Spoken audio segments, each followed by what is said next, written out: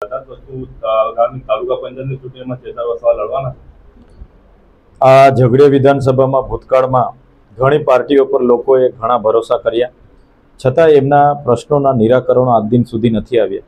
આટલી મોટી જીઆઈડીસી હોવા છતાં યુવાનોની રોજગારી આજે નથી, જમીનો છીનવાઈ ગઈ છતાં એ જમીનોના વળતરો નથી, આટલી મોટી જીએમડીસી હોવા છતાં એ ગામો વિસ્થાપિત થઈ એમને પાયાની સુવિધાઓ નથી।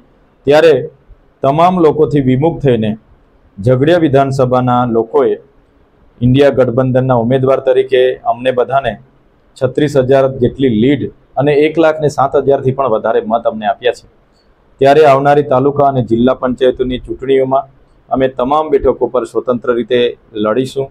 આવનારી વિધાનસભામાં પણ આ ઝઘડિયા વિસ્તાર અને ઝઘડિયા વિધાનસભામાંથી જે પણ અમારી કમિટી નક્કી કરશે એ ઉમેદવાર હશે અને એ વ્યક્તિ આવનારી વિધાનસભામાં પણ એ વ્યક્તિ જીતે એવા અમારા તમામ લોકોના પ્રયાસો રહેશે।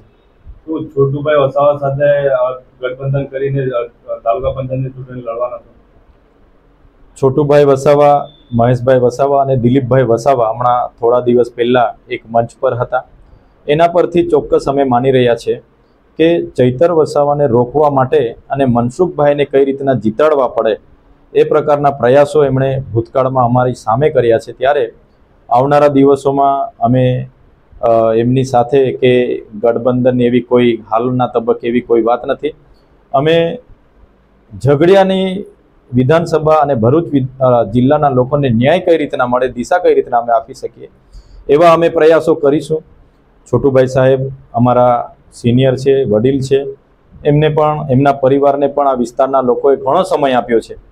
પોતાની સત્તા હતી છતાં એમણે જે ન્યાય આપવો જોઈએ તે નથી ન્યાય આપ્યો। ત્યારે આજે ચૈતર વસાવાનો અહીંયા જન્મ થયો છે। ત્યારે અમારી અહીંની કમિટી નક્કી કરશે એ જ તાલુકા, જિલ્લા અને વિધાનસભાના ઉમેદવારો હશે।